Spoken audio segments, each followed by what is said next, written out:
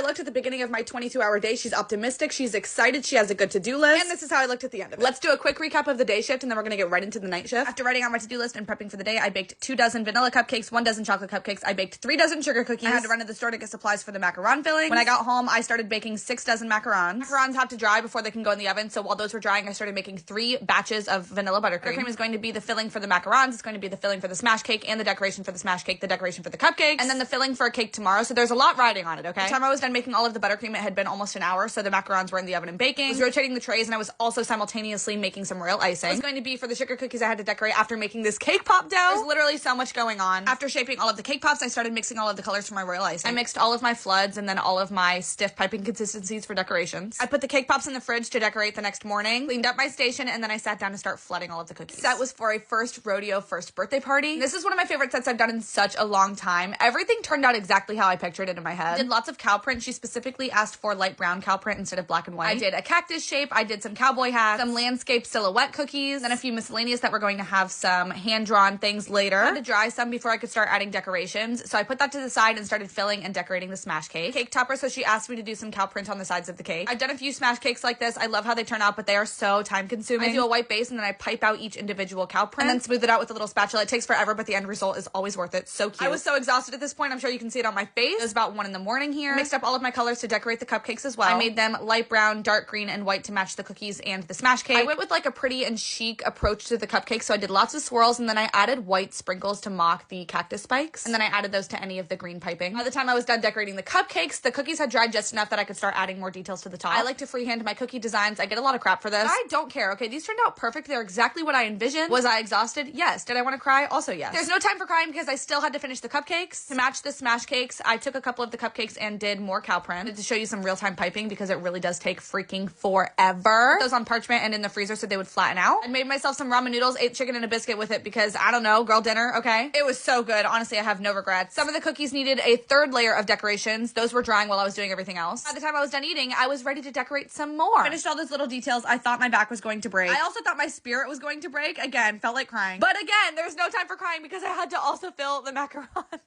This is the longest day ever. Watching this back, it gives me like PTSD, I swear. The macarons were filled with cookie butter, salted caramel, and berries and cream. I finished filling most of them, put them in the fridge to set overnight. The cookies had to dry overnight so I could add any marker details in the morning. But yeah, that was it for the night. I really thought this was gonna be it for me too, okay? After all of that, I still had to clean my kitchen, so I did that. I took a quick shower, cried in the shower, and then this was me afterwards.